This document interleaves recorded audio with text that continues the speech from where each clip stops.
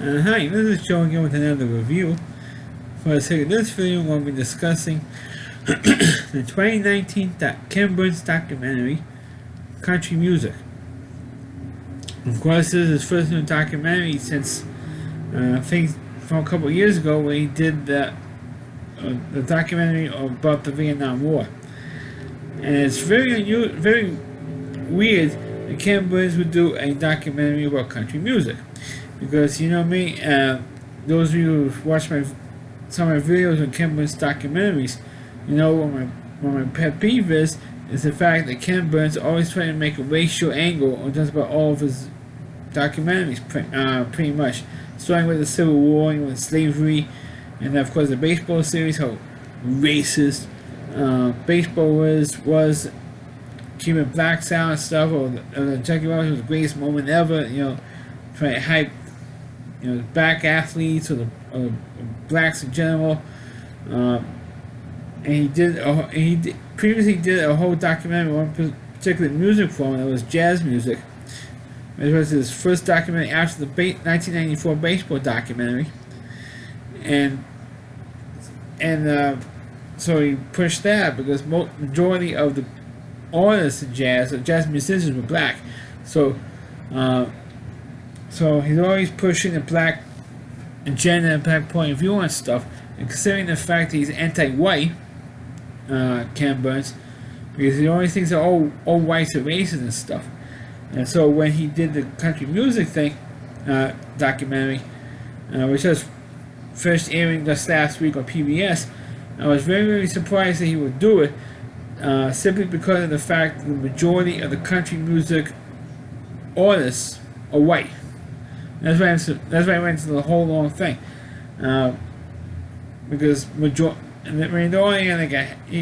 literally count on one hand how many black country music stars there have been since back in the 20s or 30s when country music started becoming a thing, or foreign music. I mean, it was around longer than the good old-fashioned rock and roll was. Then it started like maybe 1954.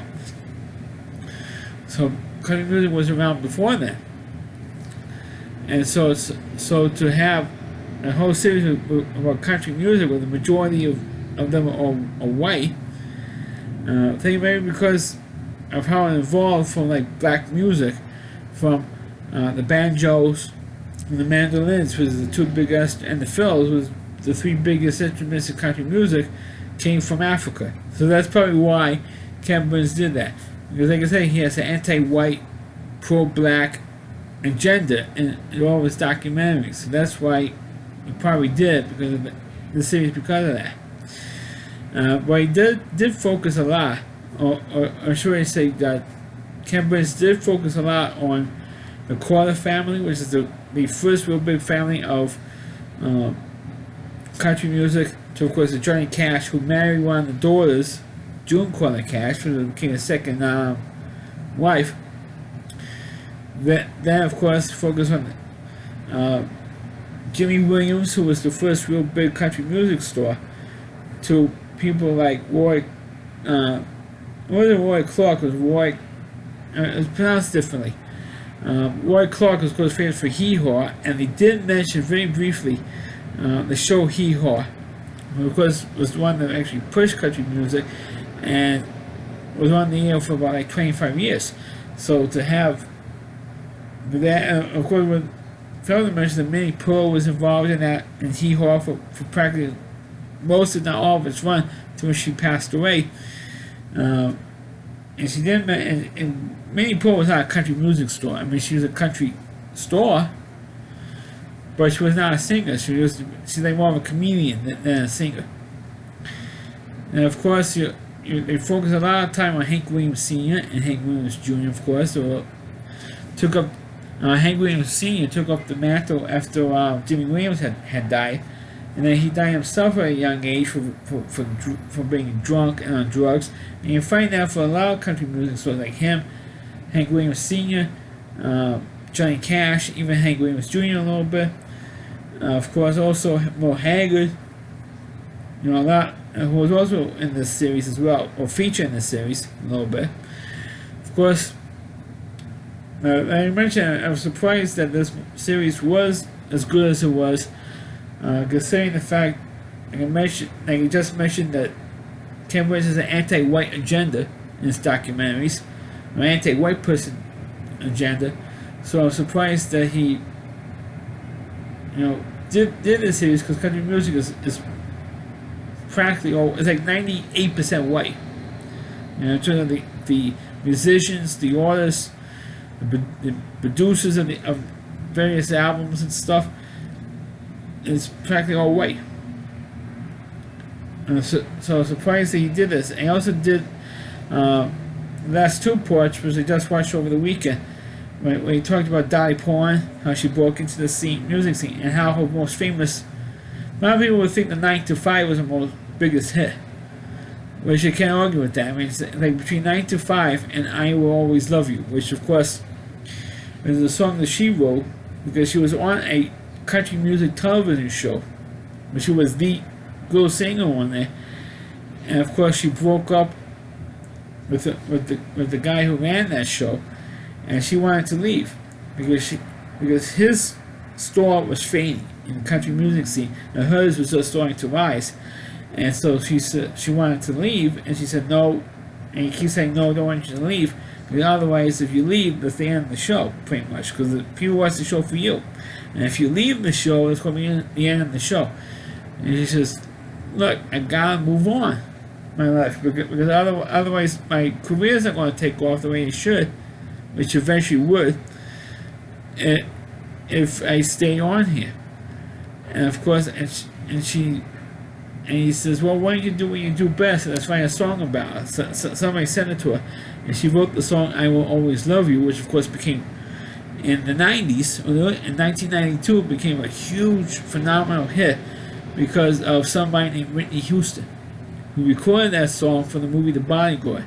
So there was actually a Dolly Parton song, and like I mentioned in my review of the movie The Bodyguard, that's why that song could not be nominated for Best Song in the Oscars and the following Oscars, because of the fact that it was not an original song, because it was made back in the 70s.